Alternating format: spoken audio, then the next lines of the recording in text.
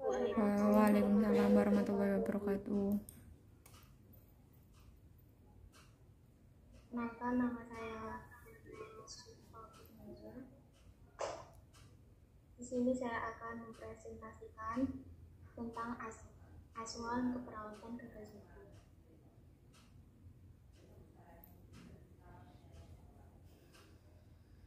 Yang pertama, pengertian.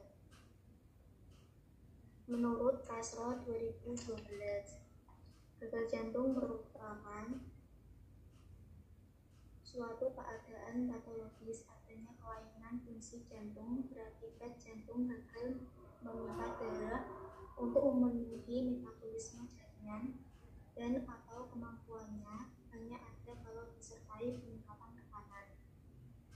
Menurut Daurat Manurung tahun 2014 yang mendefinisikan bahwa gagal jantung sebagai sindrom klinik kompleks yang didasari pada ketidakmampuan jantung untuk memompa darah ke seluruh jaringan adekuat akibat adanya gangguan struktural dan fungsional dari jantung.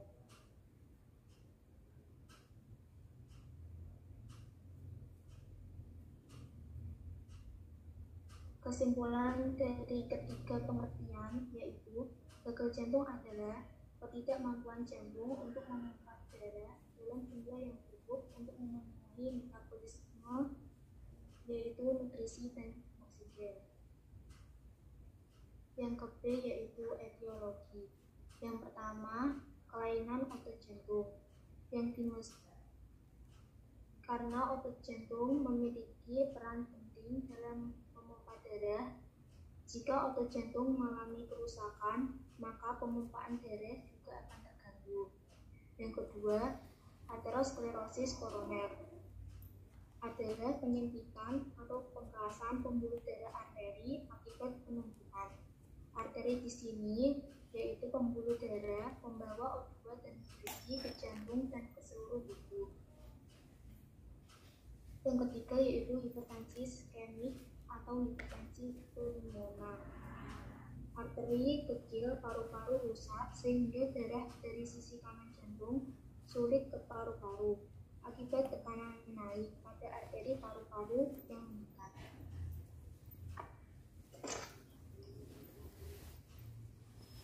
Yang keempat yaitu peradangan dan penyakit miokardium degeneratif. Miokarditis disebabkan oleh virus dan bakteri yang menyerang otot jantung. Yang kelima, penyakit jantung yang lain.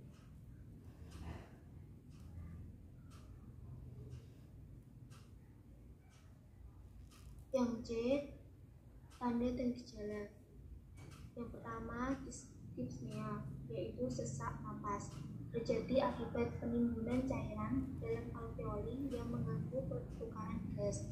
Yang kedua, paroksimal, yakni nocturna dyspnea atau batuk rejang. Gejala ini biasanya pada saat pasien duduk terlalu lama dengan posisi kaki dan tangan di bawah atau pergi setelah berbaring di tempat tidur. Yang ketiga yaitu ostopnea, kesulitan bernapas saat penderita berbaring. Yang keempat, batuk baik basah maupun kering. Yang kelima, mudah lelah.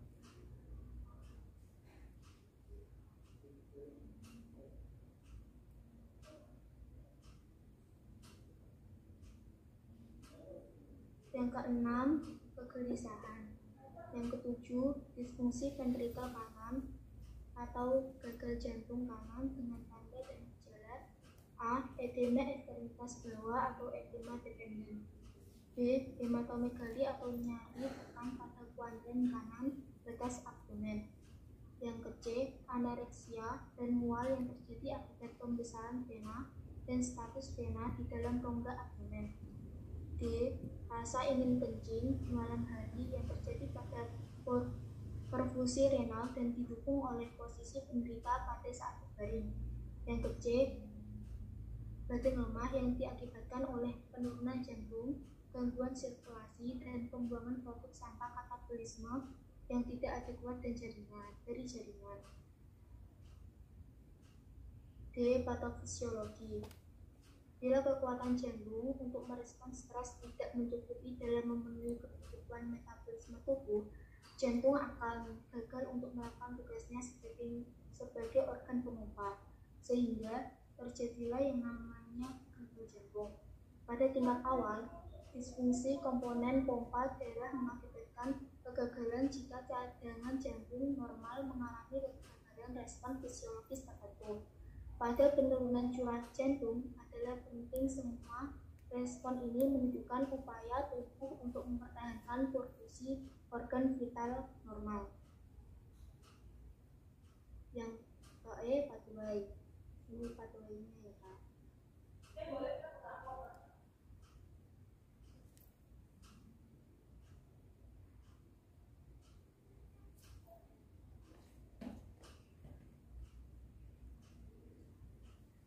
Lanjut yang ke F, nursing care plan. Yang pertama, pemeriksaan penunjang. Pemeriksaan diagnostik. A. Ekokardiografi. Ekokardiografi sebaiknya digunakan sebagai alat pertama dalam diagnosis dan manajemen gagal jantung. Sifatnya tidak invasif dan dapat segera memberikan diagnosis tentang disfungsi serta informasi yang berkaitan dengan penyebabnya. Yang ke B yaitu rongsen dada, photosmart, dada posterior, anterior dapat menunjukkan adanya hipertensi vena, edema paru, atau kardiomegali. Yang kedua yaitu komplikasi akibat gagal jantung. A. Shock kardiogenik. Shock kardiogenik ditandai dengan adanya gangguan ventrikel kiri. Dampaknya adalah terjadi gangguan berat pada perfusi jaringan dan penghantaran oksigen ke jaringan. B. Edema paru-paru. Edema paru terjadi dengan cara yang sama seperti edema yang muncul pada bagian tubuh mana saja, termasuk faktor apapun yang menyebabkan cairan interstital paru-paru meningkat dari batas negatif menjadi batas positif. Penyebab kelainan paru-paru yang paling umum adalah gagal jantung sisi kiri dan kerusakan pada membran papilar yang disebabkan oleh infeksi. Bukti pertama adanya peningkatan vena paru adalah diversi aliran darah ke daerah atas adanya peningkatan aliran pembuluh darah. Selanjutnya C. Elektrokardiografi. Meskipun memberikan informasi yang berkaitan dengan EKG normal menimbulkan kecurigaan dan adanya diagnosis yang salah, pada pemeriksaan EKG untuk pasien dengan gagal jantung dapat ditentukan kelainan EKG seperti yang pertama, left bundle branch block. Yang kedua, jika pemeriksaan gelombang V menunjukkan infaks sebelumnya dan kelainan pada segmen ST, maka ini indikasi penyakit jantung iskemik. Yang ketiga, hipertrofi. Ventrikel kiri dan gelombang T terbalik menunjukkan stenosis aorta dan penyakit jantung hipertensi. Yang keempat yaitu aritmia. Penata laksanaan medis dibagi menjadi tiga. Yang pertama, pemeriksaan oksigen.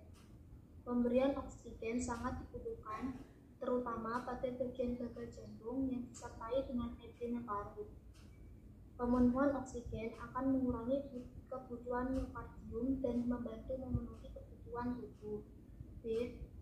Terapi nitrat dan vasodilator. Penggunaan nitrat baik secara akut maupun kronis dalam penata laksanaan jantung ini telah banyak mendapat dukungan. Bentuk terapi ini telah diketahui bermanfaat pada gagal ginjal ringan sampai sedang, serta pada kasus gagal edema pulmoner akut yang berhubungan dengan infak miokard, gagal ventrikel kiri yang sulit sembuh kronis, dan kegagalan yang berhubungan dengan refiltrasi netral. Yang terakhir, diuretik. Selain tirah garing, pembatasan garam dan air serta diuretik, baik oral maupun parenteral akan menurunkan preload dan kerja jantung. Diuretik memiliki efek antihipertensi dengan meningkatkan pelepasan air dan garam natrium. Hal ini menyebabkan penurunan volume cairan dan merendahkan tekanan darah.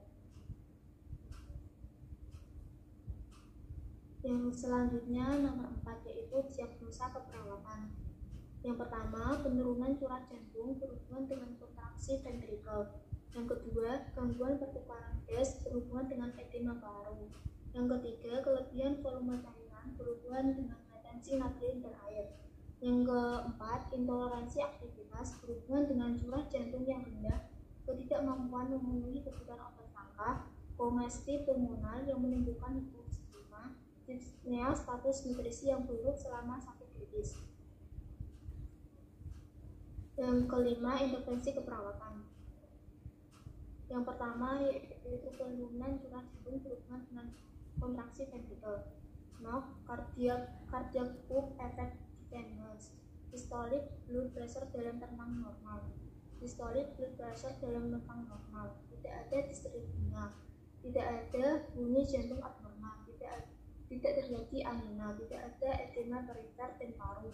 Tidak dyspnea saat istirahat. Tidak terjadi hepatomegaly. Tidak stenosis. Dan circulation status yaitu systolic blood pressure dalam rentang normal, diastolic blood pressure dalam rentang normal, pulse pressure dalam rentang normal, MAP dalam rentang normal, AGD, PaO2 dan PaCO2 dalam rentang normal, saturasi O2 dalam rentang normal. NIT Cardiac aktivitas, evaluasi adanya nyeri dada, catat adanya distripnia jantung, catat adanya tanda-tanda dan gejala penurunan cardiac output, monitor status pernapasan yang menandakan heart failure, monitor abdomen sebagai indikator adanya penurunan fungsi, monitor balance cairan, monitor adanya perubahan tekanan darah, monitor respon pasien terhadap efek pengobatan anti-aritmia, atur periode latihan dan istirahat untuk menghindari kelelahan, monitor adanya dyspnea, otopnea, dan takipnea, anjurkan untuk menurunkan stres. Selanjutnya, invasive monitoring.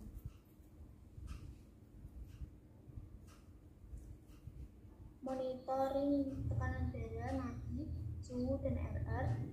Catat adanya fluktuasi tekanan darah, monitor vital sign pada saat berbaring duduk dan berdiri, auskultasi tekanan darah pada kedua lengan dan bandingkan, monitor kualitas nadi, monitor adanya pulsus secara khusus, monitor bunyi jantung, suara paru, pola pernafasan abnormal, dan adanya cyanosis perifer. Identifikasi penyebab dari perubahan vital sign. Yang kedua, gangguan pertukaran gas berhubungan dengan edema paru. Respiratory status, gas esam, indikator PaO2 dan PaCO2 dalam rentang normal, saturasi oksigen dalam rentang normal, pH arteri dalam rentang normal, keseimbangan perfusi ventilasi dalam rentang normal, dalam rentang normal, tidak terjadi dyspnea saat istirahat atau sedang melakukan aktivitas. Respiratory status ventilation, indikator respiratory rate dalam rentang normal, tidak ada retraksi dinding dada, tidak mengalami dyspnea saat istirahat, tidak ditemukan ortopnea, tidak ditemukan atelektasis. NIC airway management aktivitas, posisikan pasien untuk memaksimalkan ventilasi, lakukan fisioterapi dada jika perlu, auskultasi nafas tambahan, monitor respirasi dan status O2, oksigen terapi yang meliputi pertahanan kepatenan jalan nafas, atur pelatan oksigen, monitor aliran oksigen, pertahankan posisi pasien, observasi adanya tanda-tanda hipoventilasi, monitor adanya kecemasan, dan vital sign monitoring. Yang ketiga yaitu kelebihan volume cairan berhubungan dengan retensi natrium dan air. NOC-nya adalah electrolyte and acid atau base balance indikator, serum albumin, kreatinin, hematokrit blood. urea, nitrogen atau BUN dalam rentang normal, tidak terjadi kelemahan otot, tidak terjadi dislipidemia, fluid balance yang meliputi tidak terjadi asitas, stabilitas tidak edema, tidak terjadi distensi vena jugularis, fluid overload severity. Indikator edema tungkai tidak terjadi, tidak asitas, kongesti vena tidak terjadi peningkatan fluid pressure, penurunan pengeluaran urin tidak terjadi perubahan warna urin, penurunan serum sodium tidak terjadi. Need fluid management aktivitas, pertahankan cairan intake output yang akurat, monitor hasil HB yang sesuai dengan retensi cairan, monitor vital sign, monitor indikasi retensi, kaji luas dan lokasi edema, monitor status nutrisi, kolaborasi dengan dokter jika tanda cairan berlebihan muncul memburuk, fluid monitoring aktivitas, tentukan riwayat jumlah dan tipe intake cairan eliminasi, tentukan kemungkinan faktor risiko dari ketidakseimbangan cairan, monitor berat badan, tekanan nadi, tekanan darah, RR. Monitor parameter hemodinamik invasif, monitor tanda dan gejala edema. Yang terakhir, diagnosa intoleransi aktivitas berhubungan dengan curah jantung yang rendah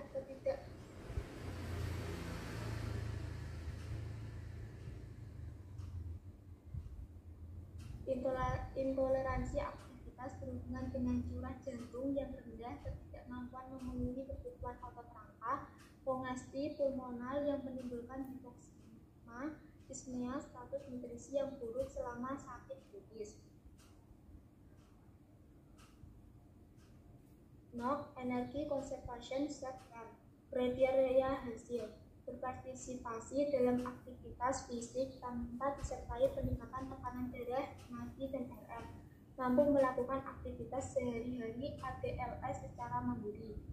NIC, Energy Management, observasi adanya pembatasan klien dalam melakukan aktivitas, dorong anal untuk menangkap perasaan terhadap keterbatasan, kaji adanya faktor yang menyebabkan kelelahan, monitor nutrisi dan sumber energi adekuat, monitor pasien adanya kelelahan fisik dan emosi secara berlebihan, monitor respon kardiovaskuler terhadap aktivitas, monitor pola tidur dan lamanya tidur. Activity terapi, kolaborasikan terhadap tenaga rehabilitasi medis dalam merencanakan program terapi yang tepat, bantu klien untuk mengidentifikasi aktivitas yang mampu dilakukan, sediakan penguatan positif bagi pasien yang aktif beraktivitas, bantu pasien untuk mengembangkan motivasi diri dan penguatan, monitor respon fisik, emosi, sosial, dan spiritual.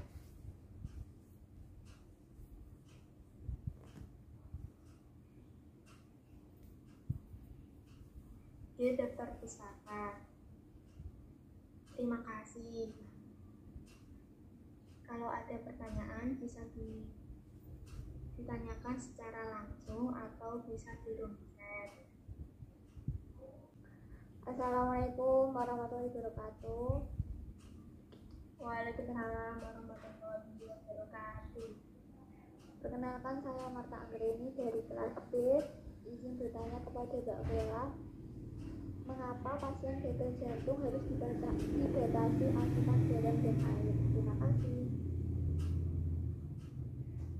Sama-sama.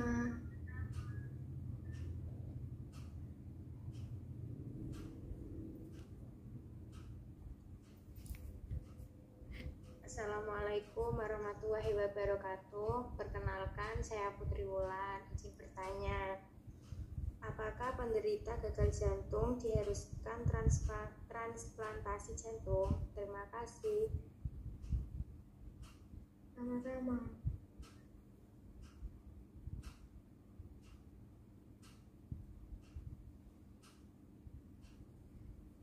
Aku jawab bisa.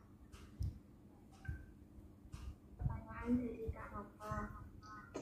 Pertanyaan Misalnya, mengapa pasien gagal jantung harus dibatasi asupan garam dan air? Karena terlalu banyak mengonsumsi garam bisa menyebabkan peningkatan cairan pada penderita gagal jantung dan menimbulkan komplikasi berbahaya seperti sesak napas. Biasanya penderita gagal jantung direkomendasikan untuk membatasi asupan garam hariannya kurang dari 3.000 mg per hari.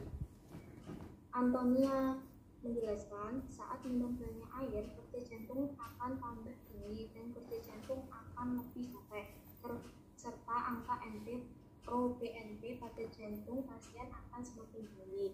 Bagaimana Mbak Maka, bisa kasih terima jawaban saya? Bisa Kak, terima kasih. Sama-sama.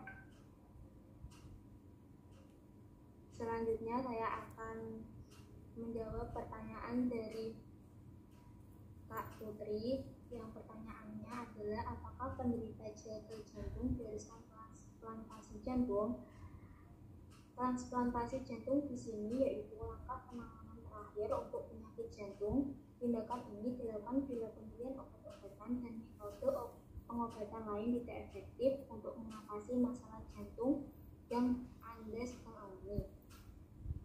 Syarat untuk melakukan transplantasi jantung dapat dipertimbangkan bila Anda berada dalam kondisi berikut ini, yaitu mengalami gagal jantung parah, memiliki peluang hidup yang rendah bila tidak mendapatkan donor jantung, tidak merokok, memiliki kondisi yang cukup sehat untuk menjalani operasi serta perawatan selama dan setelah transplantasi, bersedia dan mampu mengikuti program medis yang diberikan oleh tim dokter.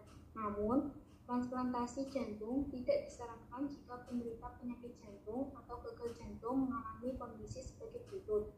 Pertama, memiliki riwayat penyakit kanker atau penyakit lain yang berisiko besar berusia lanjut sehingga dapat mempengaruhi kemampuan tubuh untuk pulih dari bedah transplantasi, memiliki penyakit lain, infeksi parah atau obesitas. Bagaimana Kak Putri, apakah bisa diterima jawabannya? Baik Kak, bisa. Terima kasih. Sama-sama. Sekian presentasi dari saya. Kalau ada salah kata, salah ucapan, mohon maaf. Wassalamualaikum warahmatullahi wabarakatuh.